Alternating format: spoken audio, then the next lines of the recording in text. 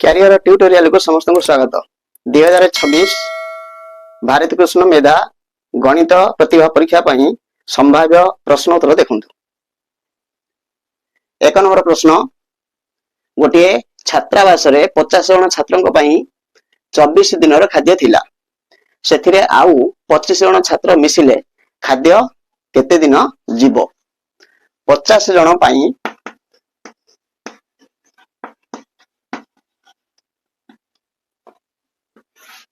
24 ଦିନର ଖାଦ୍ୟ।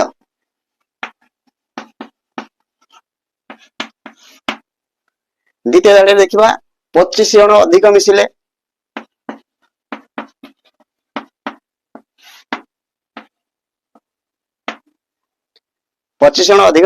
ଖାଦ୍ୟ ତକ କେତେ ଦିନ ଯିବ? ତାହେଲେ 50 ଜଣ ଯେତେବେଳେ 24 ଦିନ ଯାଉଛି, ତାହେଲେ 50 ସହିତ 25 ମିଶିଲେ 75 ଜଣ।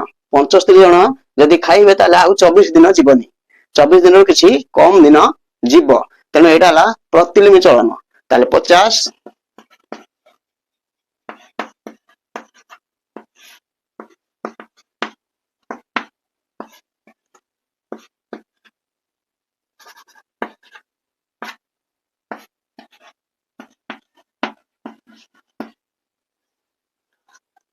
50 ଗୁଣନ 24 ବାଇ 75 ହେଲେ ଖାଦ୍ୟ ତକ 16 ଦିନ ଯିବ।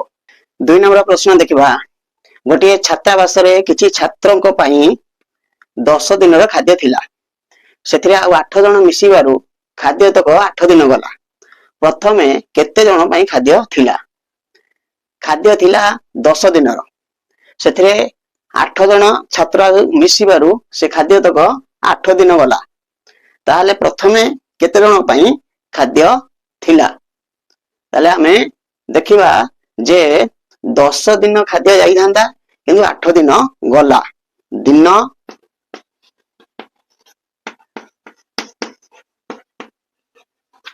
ଦିନର ପାର୍ଥକ୍ୟ ହେଲା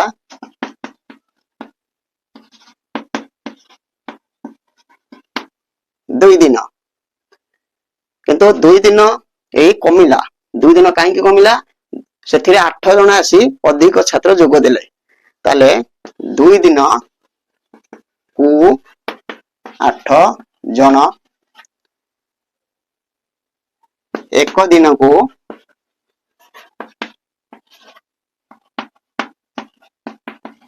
4 ଜଣ। ଖାଦ୍ୟ ତକ ଯାଇଛି କେତେ? 8 ଦିନ। 8 ଦିନକୁ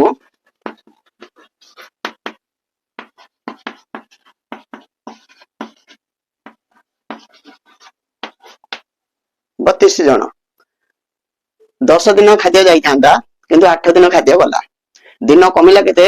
10 ରୁ 8 ଗଲେ 2 ଦିନ। କାହିଁକି କମିଲା? ସେଥିରେ ଆଉ 8 ଜଣ ଛାତ୍ର ଅଧିକ ଯୋଗ ଦେଲେ। ତାହେଲେ 8 ଜଣ ଯୋଗ ଦେବାରୁ 2 ଦିନ ଗଲା।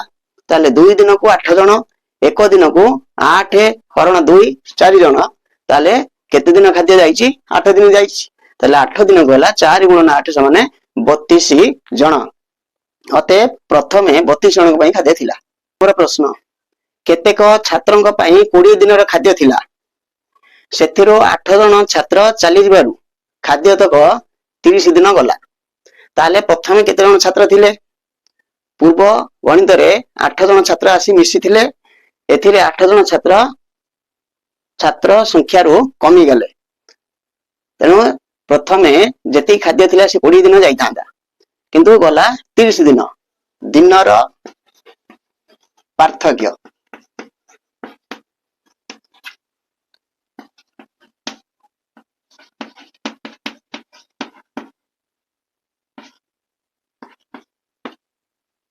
ଦଶ ଦିନ ଅଧିକ ହେଲା। 10 ଦିନ କାହିଁକି ଅଧିକ ହେଲା? 8 ଜଣ ଛାତ୍ର ଚାଲିଗଲେ। ତାହେଲେ 10 ଦିନକୁ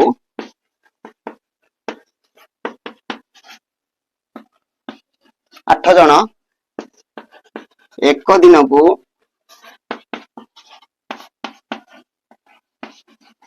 10 ଜଣ। କେତେ ଦିନ ଯାଇଛି? 30 ଦିନ ଖାଦ୍ୟ ଯାଇଛି।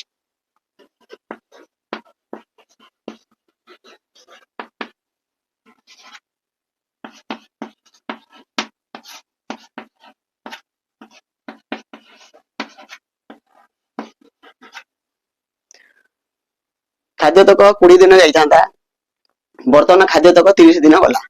କାହିଁକି 10 ଦିନ ଅଧିକା ହେଲା? 8 ଜଣ ଛାତ୍ର ପୂର୍ବ ଛାତ୍ରରୁ ଚାଲିଗଲେ।